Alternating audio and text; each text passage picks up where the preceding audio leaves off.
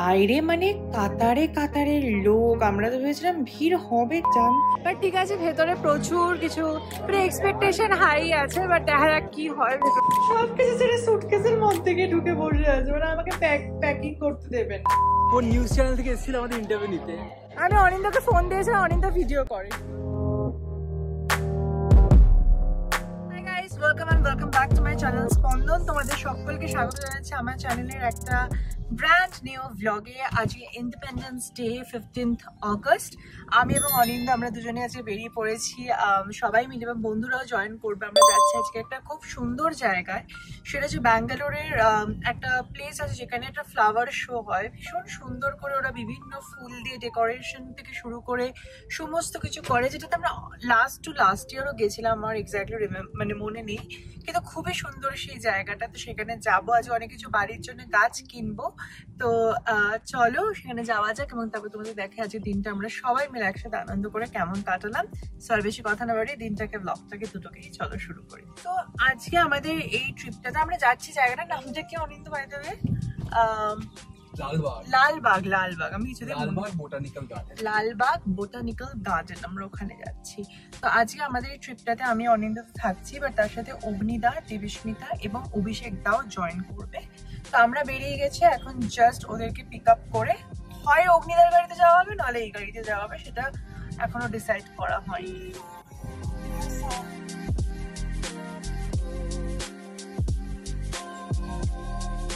গাড়ি থেকে একটু নামলাম, আমি ম্যাকডি থেকে সামনের একটু বার্গার তুলবো, কারণ দুপুরে আছে লাঞ্চ আমরা করিনি আমি আর অনিন্দ।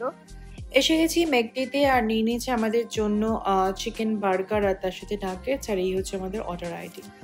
আমরা উঠে গেছি গাড়িতে, আর নিয়ে নিয়েছি, গাড়ি চেঞ্জ হয়ে গেছে, আর ম্যাকডির এই যে খাবারটা, এটা খেতে হবে বসে। বার্গার আর নাগেটস আছে এর মধ্যে, কম্বো অফার দিচ্ছিল, আমি নিয়ে নিয়েছি। 15th অগস্টে। হ্যাঁ, মামাকে বললাম, মামা তো আবার এটা ইন্ডিয়ান ননভেজ তো নাও খেতে পারে। Burger Indian? বেঙ্গলি ননভেজ তো খায় না। ঠিক আছে, রুটি খেয়েছি যখন বিকেলে, তো একবার তো ননভেজ খাওয়াবোই, কোনো চিন্তা নেই। লালবাগ থেকে, হ্যাঁ, কাঁচের বোতল দেয়।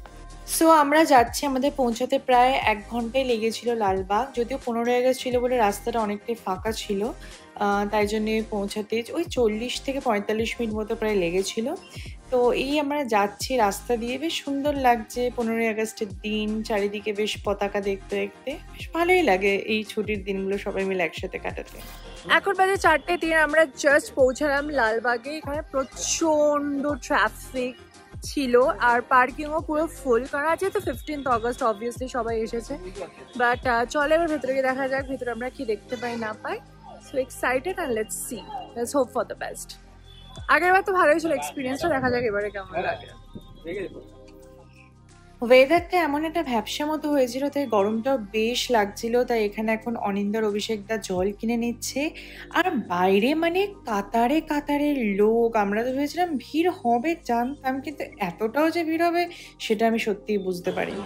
পুরো দুর্গাপুজোর ফিল পাচ্ছি, পুরো মনে হচ্ছে ম্যাডক্সে ঢুকছি। এখানে পুলিশ অফিসার সব বলে যাচ্ছে আপনারা প্যান্ডেলের সামনে ভিড় করবেন না।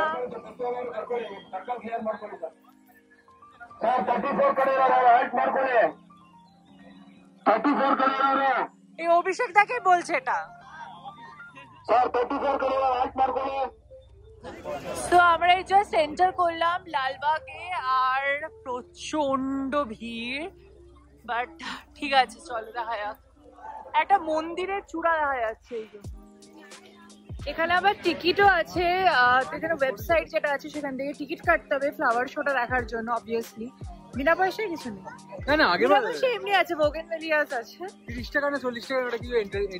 ওকে চলো, 60 টাকা দেখি না, চল আগে লেটস সি। তো এই হচ্ছে টিকিট কাউন্টার, আর 80 টাকা করে, অনলি ক্যাশ 80 টাকা করে। চলো লাইনে দাঁড়াই।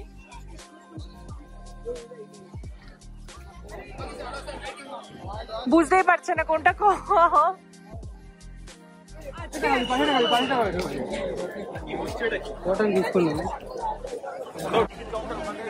আমরা জাস্ট এন্টার করে গেছি আর 15th অগস্ট বলে আছে টিকিটের প্রাইস ছিল 100, বাট ঠিক আছে ভেতরে প্রচুর কিছু এক্সপেকটেশন হাই আছে, বাট দেখা যাক কি হয়, ভেতরে কোনো নেই, বাট প্রচন্ড ভিড়, রাশ তো রয়েছে। এই পাহাড় এখানে একটা রয়েছে, এটা কিসের পাহাড় কে জানে, কিসের পাহাড় এটা? ব্যাঙ্গালোরের ম্যাপ বানানো। ও সিমেন্টের পাহাড় এটা? না না, এটা সিমেন্টের পাহাড়, এটা নরমাল। ও আচ্ছা, ন্যাচারাল। আমরা ফার্স্ট এন্টার করতে যে বনসাই পার্কে, আমরা লাস্ট বার যখন এসেছিলাম এটা বন্ধ ছিল, এখানে কাজ চলছিল। অনিন্দ বেচারা দেখতে পাইনি, আজকে খুব এক্সাইটেড বনসাই পার্কের জন্য। চলো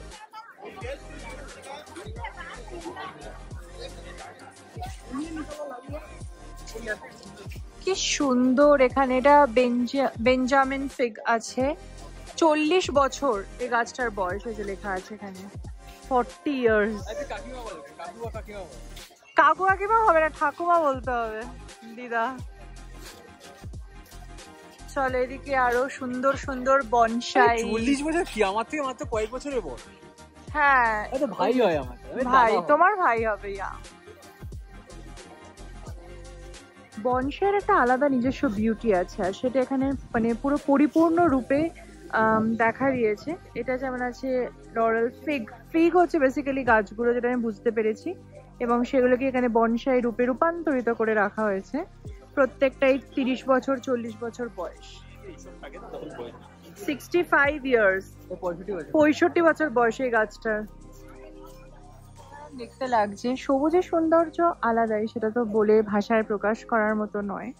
আর এখানে প্রত্যেকটা গাছের একটা নিজস্ব ইতিহাস রয়েছে, 30 বছর 40 বছর 65 বছর ধরে গাছটা বেড়ে উঠেছে প্রচুর যত্নে অ্যান্ড মেনটেন্যান্সে, তো অবভিয়াসলি এগুলো খুবই স্পেশাল। গাছের গোড়াটা দেখো, মানে পুরো বেঁকে বেঁকে গেছে এটা। হ্যাঁ, মানে প্রকৃতির যে কি অদ্ভুত সৃষ্টি, সেটা সত্যি একমাত্র ভগবানই জানেন। আবার সাংঘাতিক মেঘ করে আসছে, এর মধ্যে যদি বৃষ্টি নামে আর কিছু বলা নেই। এটা বেশি ভিড় মনে হচ্ছে আমার। আচ্ছা, আজকে 15 তারিখ, সবার ছুটি, আর সবাই কেন দেখছে না, কেন বুঝতে পারছি না, সানগ্লাসটার জন্য। এখানে ভিড়টা কিন্তু সেদিন ছিল অস্বাভাবিক রকমের, মানে প্রচুর প্রচুর লোকের ভিড়, এবং তার মধ্যে কিছু মানে ভালোর সাথে বাজে ক্রাউডও ছিল সত্যি কথা বলতে। বাট যাই হোক, সেই সমস্ত কিছুকে পেরিয়ে আমরা ফোকাস করি এখন আমাদের জায়গায়, যেটা দেখতে এসেছি সেটা হচ্ছে লালবাগ বোটানিক্যাল গার্ডেনের ফ্লাওয়ার শো। তো এইটার ভেতরেই হচ্ছে ফ্লাওয়ার শোটা হচ্ছে, আর লাইনটা ছিল সাংঘাতিক বিশাল। আমরা এন্টার করে গেছি লাইনে, যে কিউতে দাঁড়িয়ে আছি, বেশি লাইন, একটু বেশি।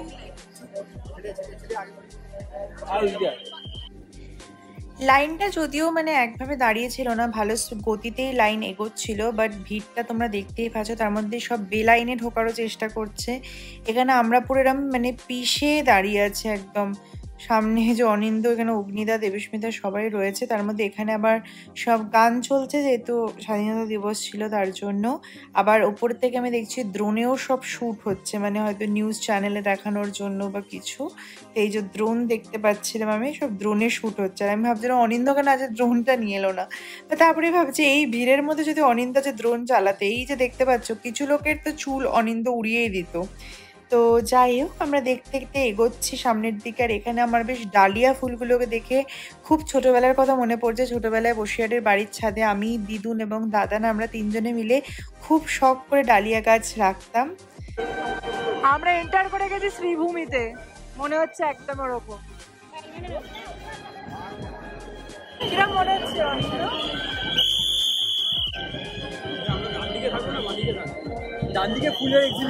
ভেতরে ঢোকার পর কিন্তু সত্যি মনে হচ্ছিল যে এতক্ষণ লাইনে দাঁড়ানোটা সার্থক। প্রচুর দেশ বিদেশের বিভিন্ন ফুল আমরা দেখতে পেয়েছি, বিভিন্ন রকমের নাম না জানা অজানা গাছ, তাদের ইতিহাস, তারা কিভাবে বেড়ে ওঠে, সেই সমস্ত কিছু সম্পর্কে আমরা অনেক আইডিয়া পেয়েছি। যেমন এই ফুলগুলোই দেখো কি সুন্দর গোছা গোছা ফুল, আর গোলাপগুলো তো কি অসাধারণ লাগছিল, মানে দেখে মনে হচ্ছিল সত্যি যেন সবগুলোকে বাড়িতে নিয়ে যায়। তবে এই গোছা ফুলগুলো আমার কাছে খুব স্পেশাল। আর এই গাছটা হচ্ছে অন্য গাছদের খেয়ে নেয়, পোকাদের খায়। আমাদের ভেতরে দেখা হয়ে গেছে, খুব সুন্দর। এখন বেরিয়েছি বাইরে, এবার বাইরে প্রচুর এখানে নার্সারি আছে, অনেক কিছু কেনাকাটা খাওয়া দাওয়ার জিনিসপত্র রয়েছে, তো সেগুলো এবার এক এক করে দেখা হবে। চল, এখন এরা সবাই মিলে কি করছে, টয়লেট খুঁজছে। ভাল লেগেছে দেখে? হ্যাঁ, আমার একটা লোক যে হা করে দেখছে কেন আমি জানি না। কোন নিউজ চ্যানেল থেকে এসেছিল আমাদের ইন্টারভিউ নিতে। আমি অনিন্দাকে ফোন দিয়েছিলাম, অনিন্দা ভিডিও করে। আমাকে বলছে তুমি কিছু বলো, আমি আর ভিডিও করিনি। অনিন্দা কি confident, Aninda happy independence day বলার আগে 3 বার তোতলেছে। আমি কি বলবো। এখন সবাই এসে একটু চা কফি ব্রেক নিতে, এখানে ফিল্টার কফি নেওয়া হচ্ছে না, এইটা একদমই চলছে না, তো সবাই এই যে অনিন্দন ক্যাশে পে করছে। এখন আমরা বাদাম মিল্ক খাচ্ছি, মামা ভিড় ঠেলে গিয়ে আমার জন্য বাদাম মিল্ক নিয়ে এসছে, আর আমরা খেয়েছি কফি। আমরা ভেতরে হেঁটেই যাচ্ছি, আর এখন যাচ্ছে একটা ঝর্ণা মতো কোথাও একটা ছিল, আগের বার আমি দেখেছিলাম, তো সেখানে। আর অনিন্দ বলছি এখানে প্রচুর সাপ খোপ থাকলেও থাকতে পারে, নট থাকতে পারে, আছে। ইয়েস, খোপচার মধ্যে সাপ খোপ তো আছে। ইয়া, তো সাপ খোপ নিয়ে গবেষণাও করুক, আমরা যেতে লাগে আমাদের ঘোরার উদ্দেশ্যে। এই যে লেকে আমরা পৌঁছেছি, খুবই সুন্দর। ও মা, পানকৌড়ি। ওটা না, এই তার আগে এইদিকে, এইখানে এই। আরে ওটা পানকৌড়ি রে। এই হ্যাঁ, এই তো যেটা ডুবে আছে ও তো। মা, এটা মুখে মাছ। সি কি এটা? পানকৌড়ি। পানকৌড়ি। আমরা ঠিক করেছিলাম যে গাছ কিনবো কয়েকটা, বাট নার্সারি বন্ধ বিকজ অফ 15th অগস্ট। কি আছে, কি আর করা যাবে, কি আর করা যাবে, আবার আসতে হবে আরেকদিন।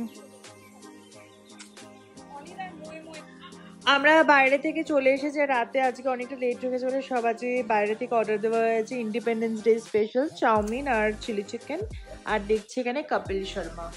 গুড মর্নিং গাইস, আজ 16 তারিখ। বাবা, চিন্তা করলে কেন শরীরটা খারাপ লাগছে, আজকে দিনটা ভীষণ হেক্টিক। আমি সকালে উঠে গেছি অনেকক্ষণ, উঠে সমস্ত রান্না বান্নার কাজে লেগে পড়েছি, বিকজ আজকে সন্ধ্যেবেলা আমার ফ্লাইট। আমি আমার নেক্সট ওয়ার্কশপে যাচ্ছি, ক্যালিকাট, কোজিকোড যেটাকে বলে, এখন নাম হয়েছে ক্যালিকাট। একটা নতুন জায়গা এক্সপ্লোর করতে যাব, তো খুব এক্সাইটেড যেমন রয়েছে, তার সাথে প্রচুর টেনশন। নতুন ইনস্টিটিউট, ফার্স্ট টাইম যাব মেকআপের ওয়ার্কশপের জন্য। আর যেহেতু থাকবো না, এখন আমাদের কাজের লোকও ঠিক হয়নি, তাই জন্য সকাল থেকে রান্না বান্নাগুলো করে রাখছি যাতে অনিন্দর এই 6 দিন কোনো অসুবিধা না হয়। আর আজকে যদি জন্মাষ্টমী, তাই জন্য ভেজ খাবার, তো সকালে ওটা এখন বানাচ্ছি খিচুড়ি, আর তারপরে বানিয়ে যাচ্ছি অনিন্দর জন্য, বানিয়ে যাচ্ছি ডিমের ডালনা অ্যান্ড বেবিকর্নের চিলি বেবিকর্ন, যাতে ও দিন আর রাত খেয়ে নিতে পারে। তো এনিওয়েজ চলো রান্না বান্না শুরু করা যাক। এখানে আমার খিচুড়ি হয়ে গেছে, বেবিকর্ন সেদ্ধ করে কর্নফ্লাওয়ার দিয়ে মাখিয়ে রেখেছি, আর এদিকে ডিম সেদ্ধ হচ্ছে, ডিমের ডালনার। গ্যাসটা বাড়িয়ে দিই। আমি এখানে ব্যাগ গোছাচ্ছি, আর চিনি দেখো কোথায় বসেছে, সবকিছু ছেড়ে সুটকেসের মধ্যে গিয়ে ঢুকে বসে আছে, মানে আমাকে প্যাকিং করতে দেবে না। কি অদ্ভুত দাবি, এটাতেই ওর আনন্দ। সো এই যে আমার রান্না বান্না কিন্তু সব হয়ে গেছে, আজকের খিচুড়ি, তারপর অনিন্দর চিলি বেবি কর্ন, আর তার সাথে ডিমের ডালনা, সব আমি রান্না করে রেখে গেলাম 4-5 দিনের জন্য। 4-5 দিন না, 2 দিনের জন্য বেসিক্যালি থোড়ি ছোট থাকবে। হ্যাঁ, মানে 2 দিনের জন্য, সরি, মানে কালকের দিনটা, সোমবার তো তুমি অফিস যাবে, সোমবার রাতে অফিস, তো রাতের বেলা আমার 2-3 দিন চলে। হ্যাঁ, রাতে 2-3 দিনে চলে যাবে। খিচুড়িও তো মনে হচ্ছে আমার আজকের পর থাকবে আরো। খিচুড়ি চলে, কালকে হয়ে গেলে কালকে খেয়ে নেবো। হ্যাঁ, ঠিক আছে, চলো 12 হয়ে গেছি, সম্পূর্ণ রেডি। এই যে লাগেজ টাগেজ সব নিয়ে চলে এসেছি, এখন বেরোবো। আজকে এখন বাজে অলমোস্ট লাইক 5:10, 5:15 আমার গাড়ি আসার কথা। 6:30টার মধ্যে পৌঁছাবো এয়ারপোর্ট, অ্যান্ড দেন আমার 9টায় ফ্লাইট। টাইম আছে, কিন্তু যেহেতু বৃষ্টি বাদলার সময়, প্লাস আজকে শনিবার আছে, ওই জন্য লেট করছি না, বেরিয়েই যাচ্ছি। আজকে গিয়ে তোর ক্লাস নিয়ে, অবভিয়াসলি আজকে গিয়ে ক্যালিকাটে চেক ইন করে হোটেলে থাকবো, অ্যান্ড দেন কালকে থেকে আমার ক্লাস শুরু হবে। সো চলো, গাড়ি আসলে তারপর ওঠা যাক গাড়িতে। টাটা।